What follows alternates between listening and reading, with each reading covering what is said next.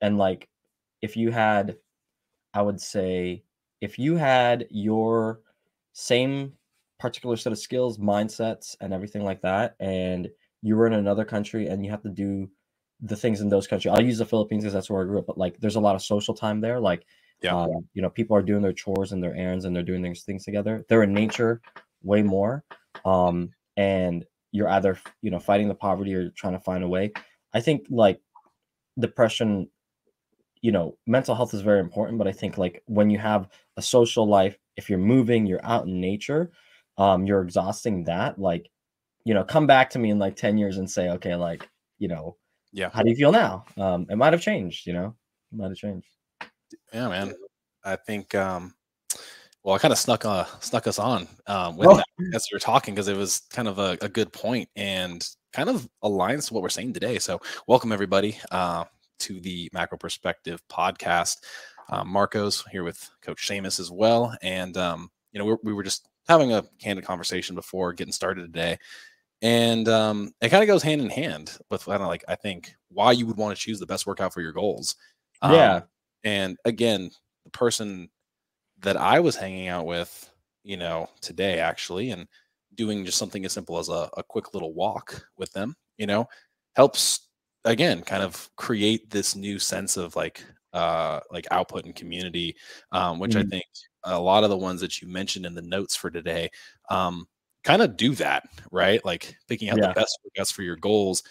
I think number one is finding a group of people that you can kind of identify with, right? And be Mhm. in there with, so that those states that you are kind of feeling that could be down regulating, you know, typical like happiness, if you will, can Mhm. start to flourish. And, you know, for like what you were saying about that social time in your community, right? Like you Mhm. guys really, as a culture, were doing things that like that was expected, right? Like explain that. Yeah. Can you dive into that a little bit more? Because I'm actually Yeah, like, interested. so I would say, like, one of the biggest things I think, you know, a lot of people feel, I love that concept of, like, it takes a community, right? And I think when you do something like it takes a community, what's important there is, you work you're gonna be surrounded by people, you know, and when you're surrounded by these people, like, you're gonna take on their energies, you're gonna take on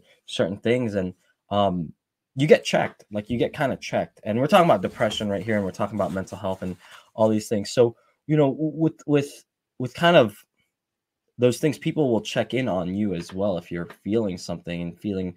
Yeah. And I'm not gonna label depression as positive or negative. I'm just gonna label it is depression Yeah. is, right. It's just part of life, and I think people need to uh, understand, like, there's nothing wrong with you. You don't have to identify with it, and this is just a feeling, and you don't need to put more power of it from on top of you, right?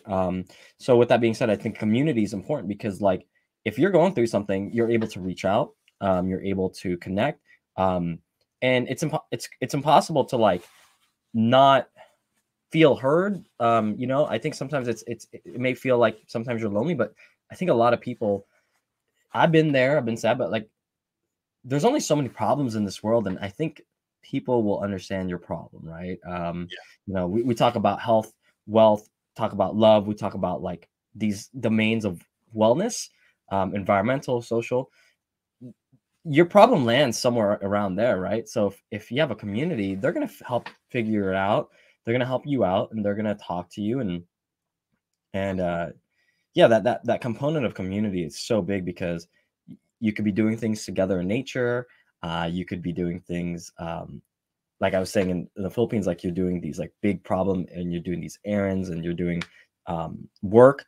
I think that's really great. And I think to know that you're struggling with others and you can see that you're struggling with others, it's like, oh wow, like I'm not alone. And that's just a big reassurance. And yeah, and this is a deep conversation. I feel like we could just keep going on this instead of what we're talking about. Well, I'd rather do that, to be honest. yeah. I mean, shoot. I mean, yeah. I feel like, yeah, maybe that is a good way. And again, if we have time to talk about those things and how it like carries over into that, if not, we can save it for another episode. But Yeah. you know, I think a lot of the times, like you're saying, having these core elements of like okay, let's actually, you know what? Maybe let's call this podcast "What is Health?" Right? Yeah, what is health? What is health?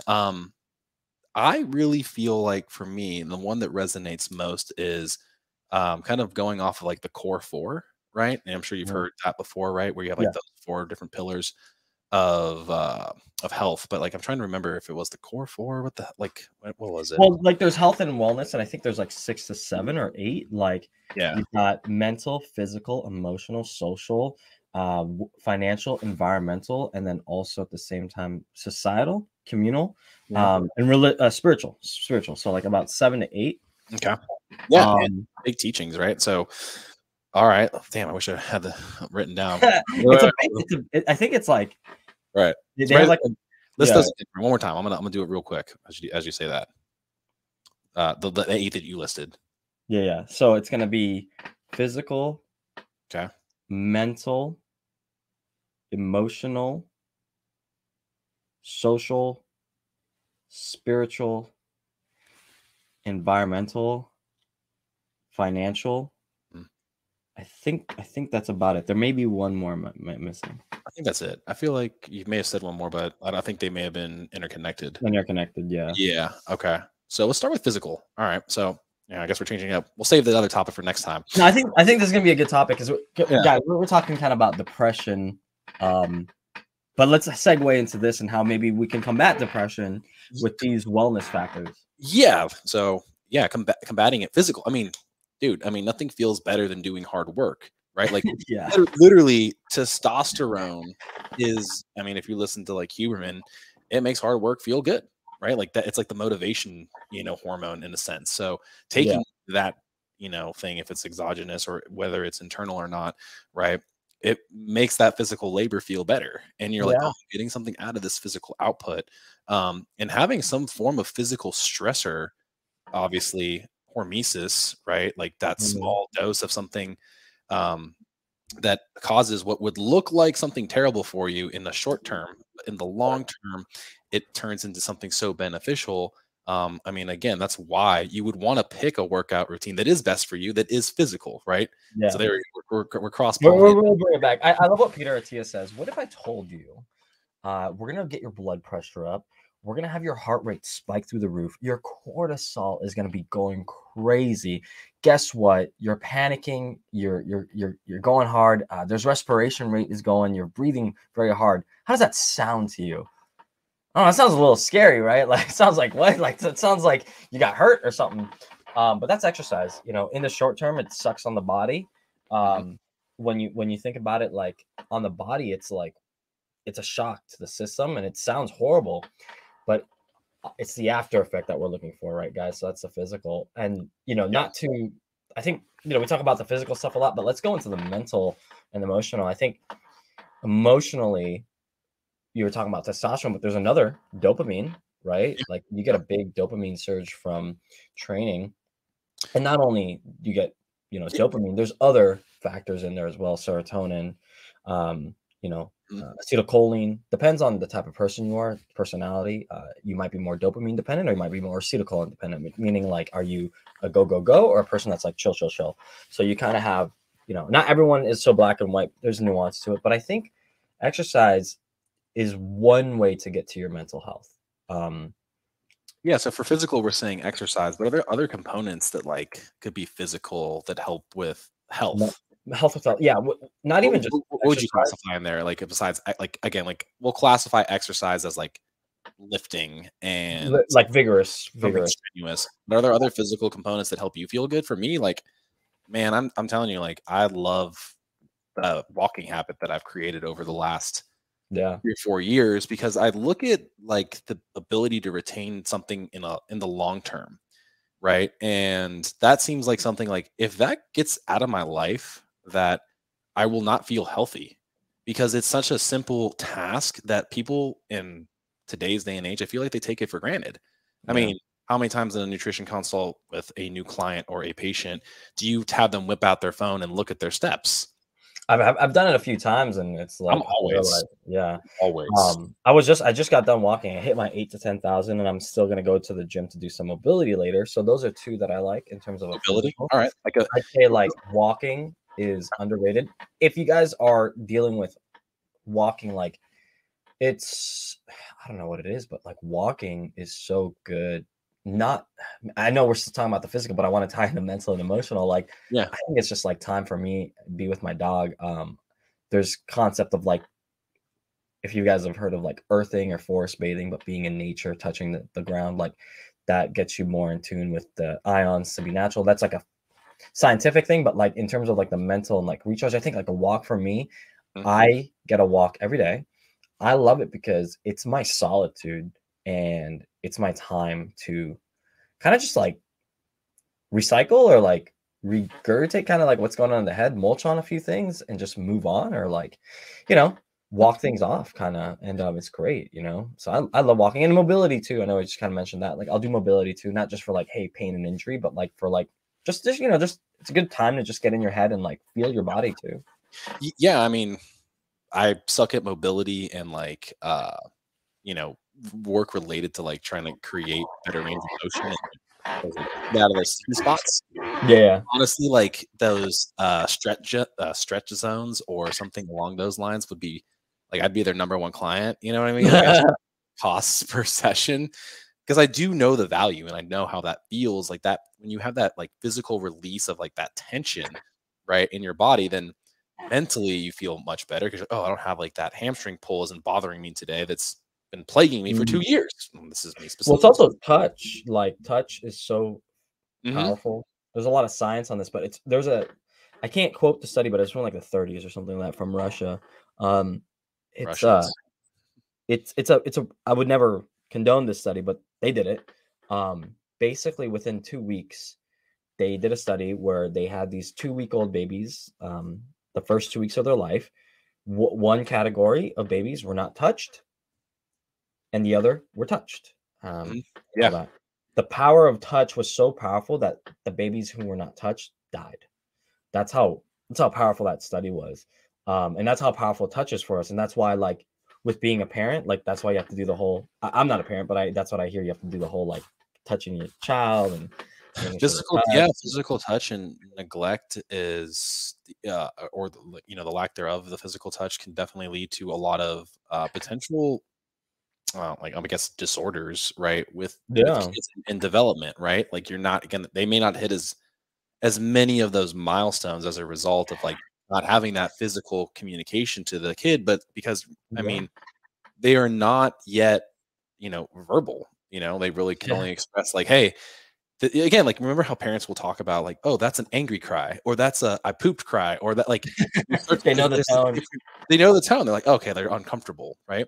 But as the kids get a little older, that same like crying behavior is now representative of just typically like anger or frustration because they just cannot articulate what they're trying to get across. And this happens with me and my daughter every day. What do you want? And she's like trying to speak it out, and like I pick up most of her language. We'll call it Yeah. Ariisms, right?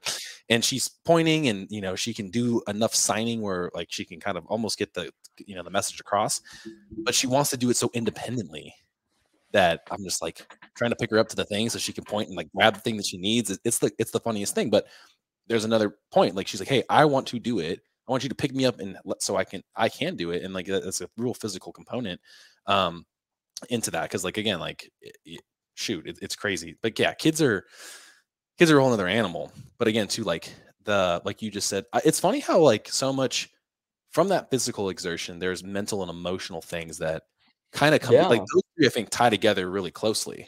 They really do. I think for like mental and emotional, we're talking about. We'll segue back to like how we intro the show is like depression and Yeah. we're, these are our own beliefs, guys. Yeah, Mental we're not health should be doctors. taken We're very just seriously. yeah. We're just kind of talking and we're kind of exploring ideas. But Marcos and I were just sharing like what our thoughts are on depression, and sometimes the science is still kind of out there. Is depression a genetic factor? Is it a physical thing, right? Or is it more social? More social and kind of just like trained? Mhm. Maybe it's a bit of both. I don't know. Cat's out the bag still, right? So there Yeah. might be dispositions genetically for people to align certain ways, and they may get that. But I think you are not your genetics and you're not your predispositions. You don't have to fight into that. So if you're in a place like that, and again, not to say it's a good or bad, I'm just saying if that's not serving you in your life, maybe have to look at like your physical, emotional, mental health.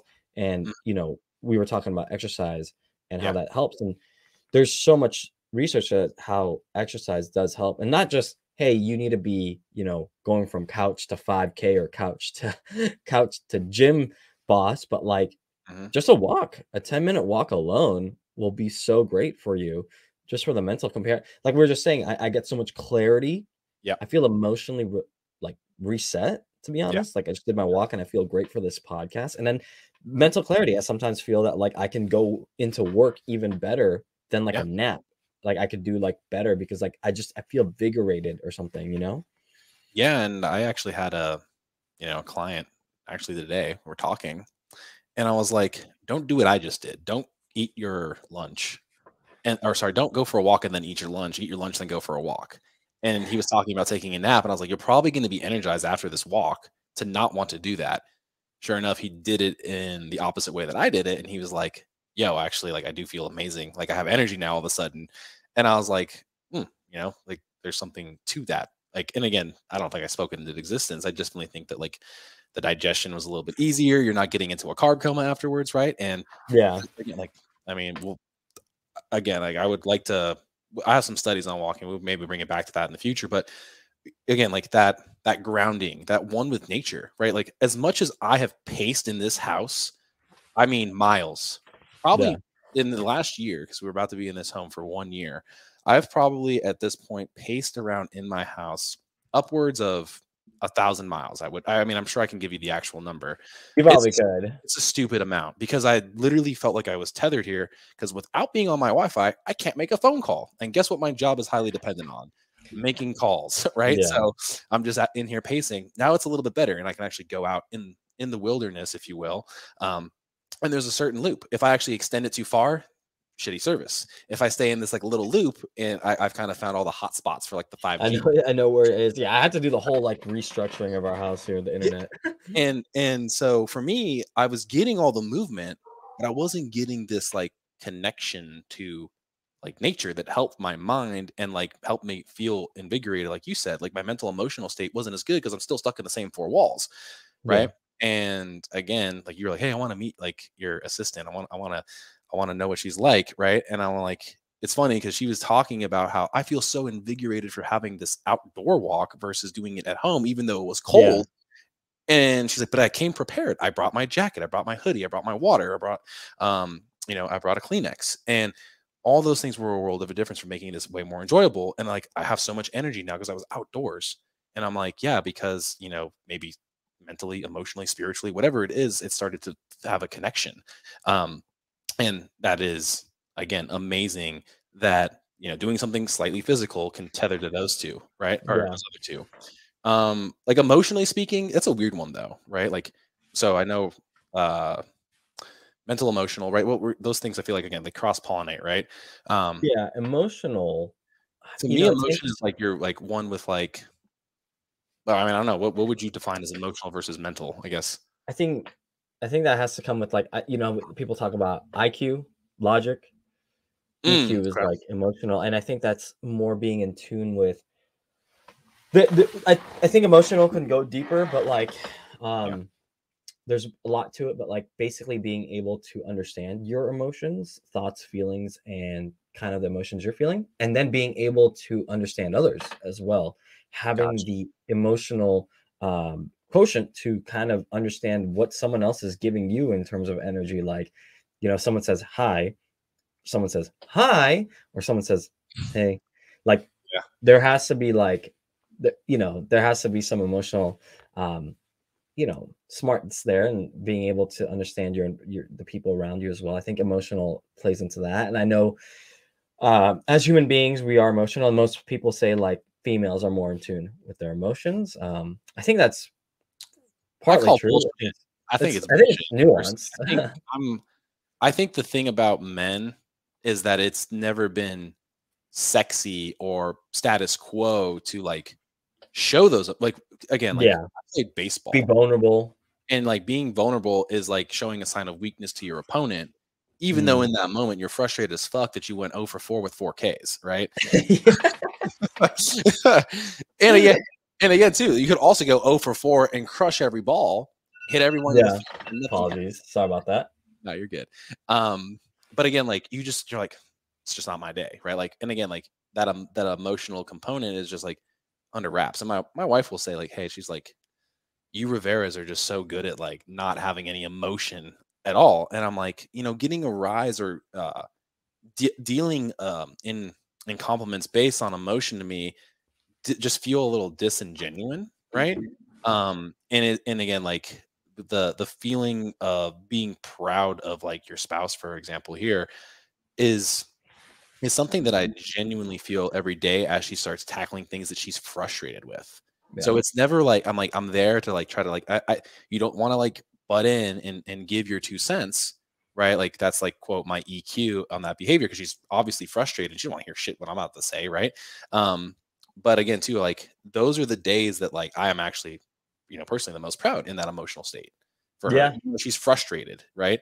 Because it's like that's where you're now tackling things that lead to more growth, which will in turn lead to more happiness and figuring this shit out. The same thing for me. Like I talk with my lady. She just, by the way, she's a registered dietitian now, guys. By the time this episode, she's board certified. Legally. So she basically schools me every day on like nutrition stuff. So I say one thing and she's like, but what type of case are you talking about, James? I'm like, damn it, she's gonna school me now. So I feel like I need to go back to school again. But I'm proud of her. But one of the things I see with her and is it with me too is sometimes I think she puts a little too much emotion into what others are saying.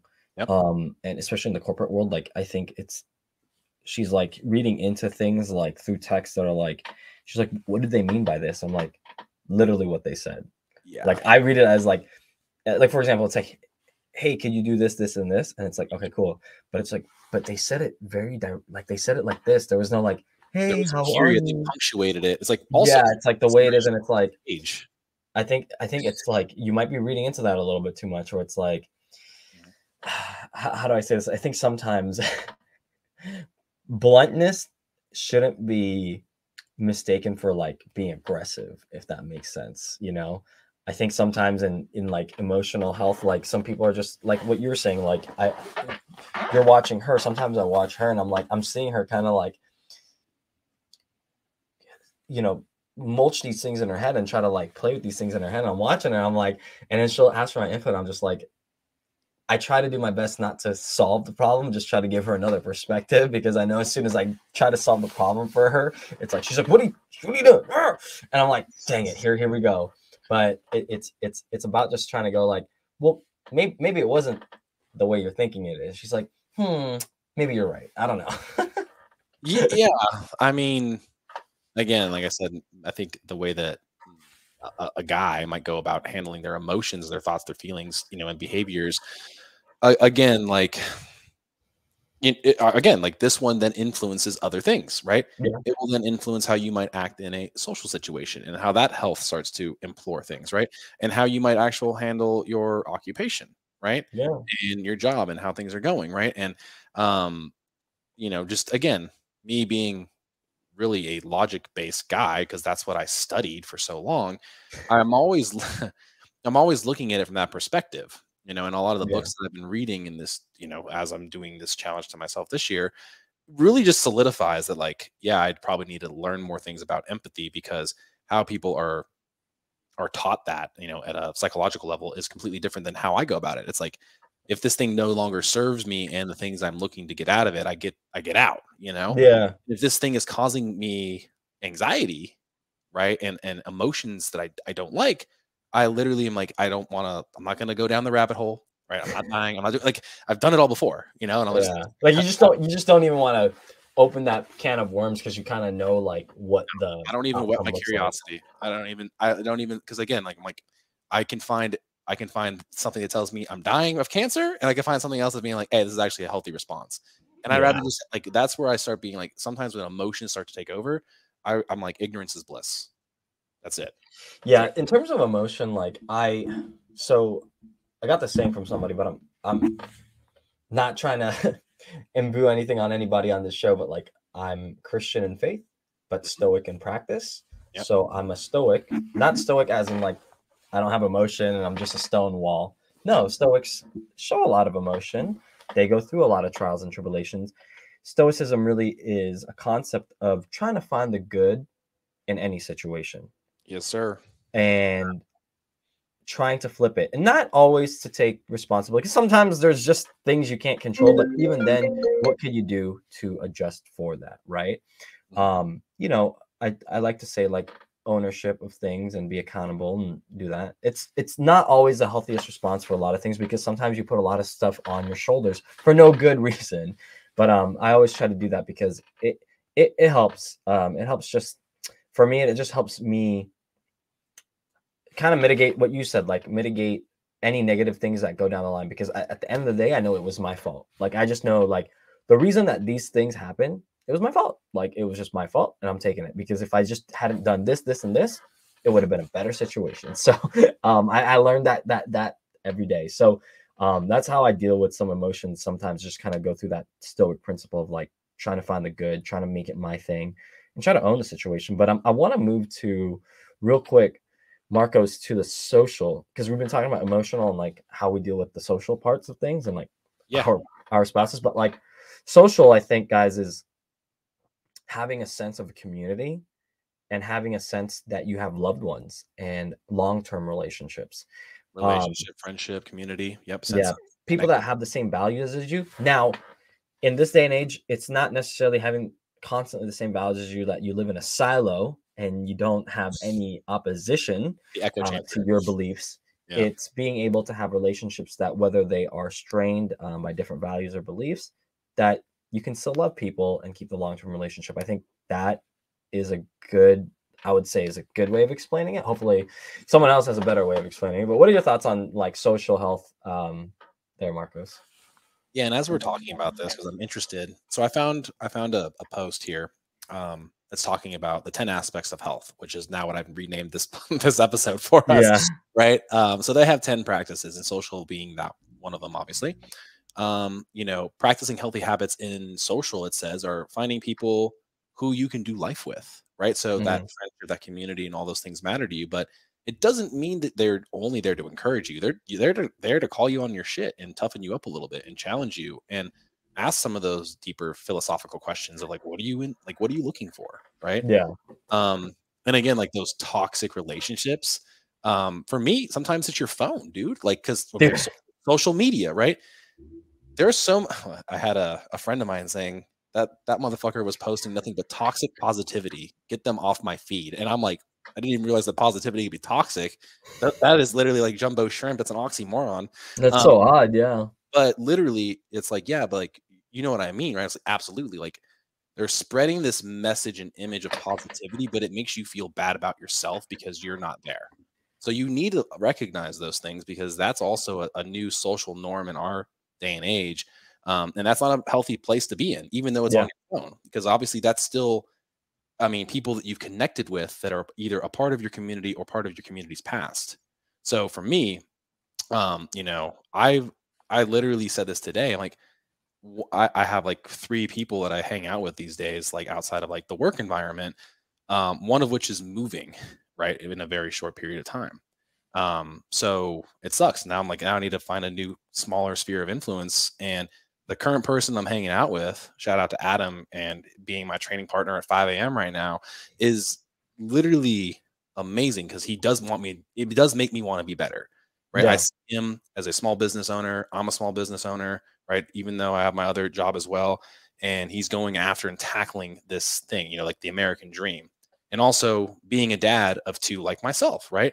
Yeah. And I want to surround myself with him because, hey, we got the same shit going on. We have the same goals and ambitions. Our wives are both in this phase right now where they're moms first, and everything Yeah. else, has become second. And now they're trying to become, moms, second, because obviously, or 1A, 1B, whatever you want to call it, right? They're tied.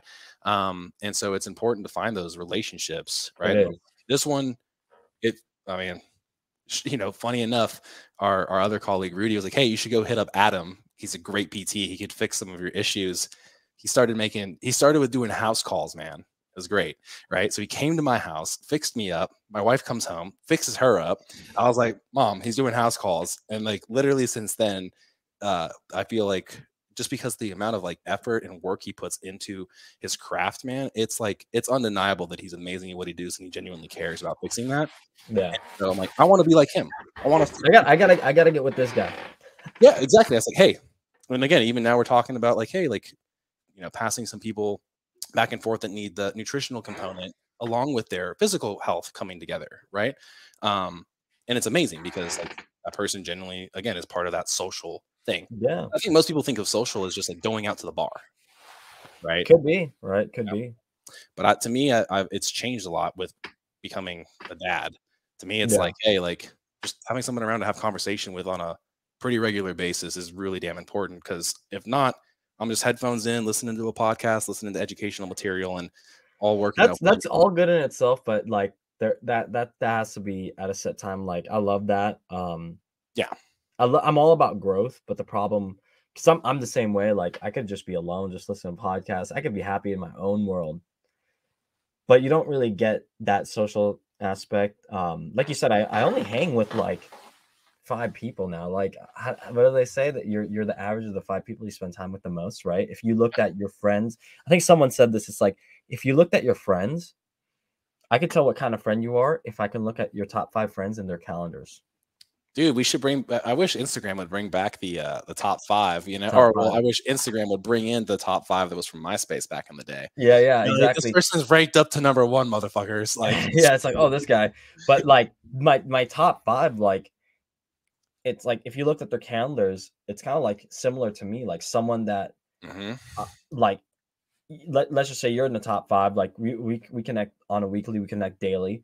Yeah, I'd put you up there, It's dude, for like sure. we're I wish you both were here trying physical. to yeah, both trying to get after it. We're both elevating, and at this season of our life, we're in a big growth phase, for whether that's in our wealth generation, family generation. Like we're in these areas, and you notice that the type of people you spend time with, those top 5, you look at their calendars, is very similar to yours. I look at one of my best friends, his name is Ryan.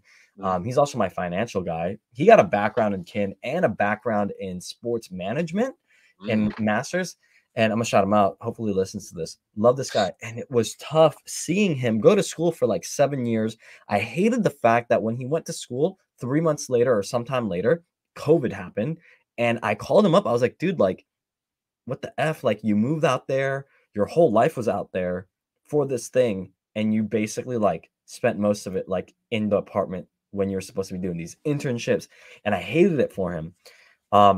Dude, he suffered for the world of kinesiology, suffered for this world of sports management, comes back, finishes school, and then he decides like, and this is where I have to commemorate and commend my one of my best friends. He goes, even though I spent 7 to 8 years in this field, I'm gonna switch. And I was like, what? Like, I think that's called the what fallacy is that? The sunk cost fallacy, right? You keep going into something because you decide like, oh, I've been in it for so long, I'm gonna go ahead and just stay in it. Yeah. Yeah. And because You made me look it up. think it's gonna get better at some point. Yeah, you think it's gonna get better at some point, or something like that, right? Yeah. But he decided, you know what, even though I spent this much time, it doesn't align with me anymore. And I really love that about him. And I respect that. And his calendar, he's so busy, this guy. He's getting after it. He's growing himself. And in just a matter of a year, like we talk about it. And we talk about, like, I feel like we talk about goals, and I'm like, dude, you're gonna hit that in a year. He's like, you're gonna hit your goal in a year. Like, we just know each other so well that we're constantly just telling each other, dude, like, this is what you're doing. And not only him, but my other friends too. Like, we do everything very similar. Like, we do jiu-jitsu, we train, we do very uncomfortable things like contrast therapy, we'll do hikes, nature. Those people are very much like, I think sometimes your top 5 is not, it's not who these people are, but it's also, sometimes your top 5 people are like a reflection of who you're wanting to be, or who you're chasing, or who you just want to spend time with. And it's just really important that you make that thing happen. Yeah, man. And again, that idea of like, dude, I'm talked to too many things and do many things that involve speech. I forget if I've mentioned this, but so if I have, I'm sorry. But always be teaching somebody, be learning from somebody, and having someone on the level plane, right? Yeah. And ever since I read that, I'm like, damn, that's like so poignant and so It perfect is. because Mhm. when I've now like crafted myself into being in that situation, I feel so much better. Because again, like you and I are kind of again, we're at that same plane, but also Yeah, yeah, growing yeah. up together, which is great. I'm learning from someone else that's like, a doctorate in something, and I'm teaching people. And then I talk about that same principle to people and they do the same thing. And Yeah. it's amazing, man. You're just a conduit for good. Mhm. What it is like, I think our jobs as coaches is we're like, I'd say we're more almost just educators or relayers, really. Yeah. We do our job really is to try to find, and this could be in a group setting, a small group setting, or one-on-one setting, where you take information. Like, for example, my biggest mentor right now, in the longevity field is the doc that I work with, my day to day. He Yeah. is so smart, so profound. I learn something new every day from him. And that's just how, and I've been working with him for a year. Yeah. Like, there's so much to still learn, and I still go into sessions. I'm like, I didn't think about it that way before. What? Like, no way. So then I'm, utilizing some of these concepts myself because I am doing the longevity program. I do certain things. I'm looking at my blood work. He teaches me a few things. I'm like, wow. So I'm doing it for myself. Then I do it with my clients or I do it with my patients. Mhm. And basically, I just relay what he says, but in a way that they can understand, right? Because sometimes you can Yeah. get very esoteric in the language. They say this, they say that, and it's like Right. very technical speak. And it's like sometimes you got to spring it down to someone that's like, dude, Seamus, I'm a busy mom, 3 kids. I don't know what the heck. What do you need me to do? Well, first off, you're doing a great job. Let me just have you do this, this, and this, and we'll check in next week. Okay, sounds good, Seamus. Like, they don't need to know the textbook. They don't need to know what um, you Yeah. know, that formula is for this macro or whatever. They just tell me what to do. Dude, I gotta find this message. I'm gonna search for it. But I messaged one of our patients, and Yeah. he's been engaged with, and it's great. And he has a sense of humor and he's funny. So, he's asking these things, and it's like regarding the walking and whatnot. And I was like, I said postprandial in the text, and I like in parentheses was like after eating. And he's like, yeah, man, just use words I understand, please. And I was I remember I did that once. Like, I was like a coach for wrestling. And what happened was, like, this girl, she's a great wrestler. She hurt her shoulder, and I was just one of the first to respond, and I just kind of like palpated the area because I understood a little bit. The athletic trainer came on finally, and we kind of talked. And like the head of the thing was like, "So what's the situation?" And I'm like telling him, "Oh, like, I think like her glenohumeral joint, like whatever," like saying some big words. And he was just going like, "Do I call her parent or do I call an ambulance?" I was like, "Oh, call her parent. Like, she's fine." Like, I was like, why would I even have to like say these things? I don't know. I guess I'm so like, I'm in my own world isn't sometimes. that like kind of the definition of being wise, man? Is like, I think as we're acquiring knowledge and wisdom from, again, people who are experts in this longevity field, right? We're just trying to communicate and again be that conduit, like you just said. But like Yeah. we want to use the bigger words because we're surrounded by people that have been in academics for so damn long. And then we Oh realize yeah. it's like, oh, now we sound kind of a little bit pretentious with it. Not But to sound pretentious. It's not just sounds it just it I feel like it puts a barrier between you and the people you're trying to work with. If they want the big lingo speech, they'll ask. And they have asked. Some people do ask. And then sometimes I kind of go like, I think you might just be asking because like you're in the weeds. Like, you just want to get into the weeds, but like you're not taking action. You just want to know more. dude, Um yeah, and yeah, it's great. I love it because it's funny because it's like, it's like I really do genuinely love learning new words because, it's something I suck at and I want to be better at it. And I yeah, like I same. like to be good at everything, right? Yeah. And so when I hear new words and I can try to get it into my lexicon, right? And Here we go. Here we go. Google that one, guys. What is that one? Is that um Lex Luthor? What does it mean, lexicon? if my vocabulary, right? Yeah. I like it because it's like, ooh, that's it. You know what? I think if you can slip it in at the right times, then people will listen. Ooh, I haven't heard that word, or they're like, Yeah, oh, they'll it, kind of they'll ease in, they'll intrigue, and I like that. yeah, Well, like a little bit of intrigue. But